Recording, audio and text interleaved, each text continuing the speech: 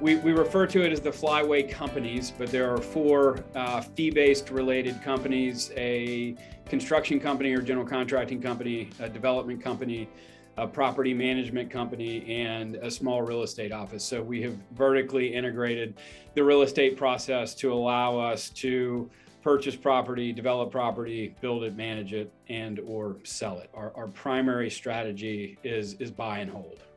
It was always a matter of when, not if. I have always been doing something from the time I was a kid, and it was trying to come to terms as to when the best time for me to step out onto my own would occur. And it just so happened that that occurred in 2008. I did not anticipate starting a company at the bottom of the cycle, but it just so happened that way that I had the opportunity to go to work for myself after the crash. And what that has done, it has allowed us to start, or allowed me to start, from a one-man operation into the team that we've got today, and to really grow organically over a period of time, which is just north of 10 years at this point. The majority of our work is rooted in historic preservation. So all of our work is urban infill related work. We don't do any greenfield related development.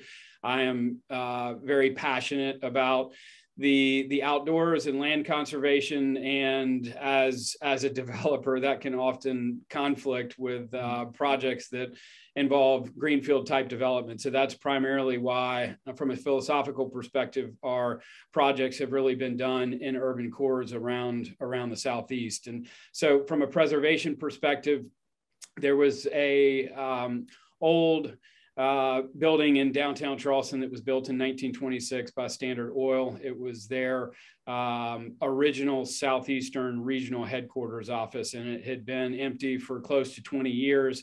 And we purchased that. It was a state and federal historic tax credit project, and turned that into something similar to a co-working facility. And this was really before co-working has become what it is today. So we got that building put on the National Register, and was a decent sized commercial project for us that has led to a number of other projects. So that, coupled with our first project outside of the Charleston market, we stepped out of the market and went down to Savannah, just because Savannah is very similar in makeup to downtown Charleston. The demographics are obviously a little different, but from a preservation perspective, there's plenty of historic product down there that really fit into the ethos of what we do as a company. So the Refinery is kind of next generation project coming out of the historic preservation project, and it is a true mixed use urban infill project. We've got retail on the ground floor with a distillery, a high-end beer bar, a restaurant, a radio station, and some design groups. The second and third floor it is just straight office space that is really geared towards small to medium size local businesses that are primarily creative businesses. So the original Standard Oil building is made up primarily of the same types of tenants. And so we just kind of continued that tradition with the next building. And then the piece that we're actually putting the final touches on that same site now is a 1,500 person outdoor amphitheater. So we wanted the ability to expand kind of the artistic offering or medium that was available on site. And some of that came with the culinary piece and the food and beverage component, and the last being the performing arts piece. So it will really be a very dynamic site when it's all said and done. Our acquisitions have slowed down fairly significantly over the past 2 years, just because of the market conditions. It's really frothy out there.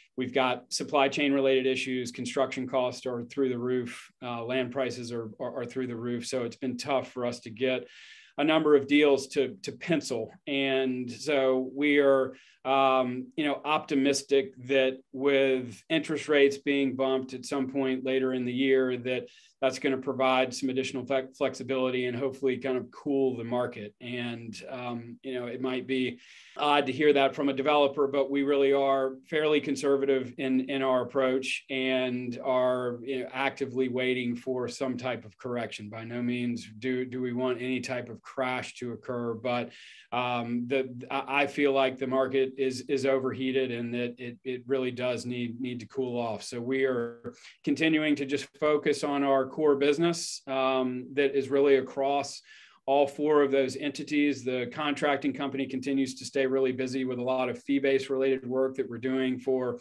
other kind of like-minded individuals, primarily investors.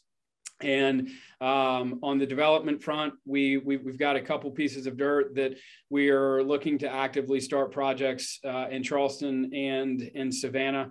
And the management side of our business continues to stay busy along with the launch of the amphitheater. So that is a new line of business that we have yet to be in. And, that's the other thing I think that's worth noting is, the ability to continue to push the envelope and get everybody outside of their comfort zone to continue to learn and, explore new ideas, take new risks, and, hopefully find some success and have a decent time doing it with the amphitheater.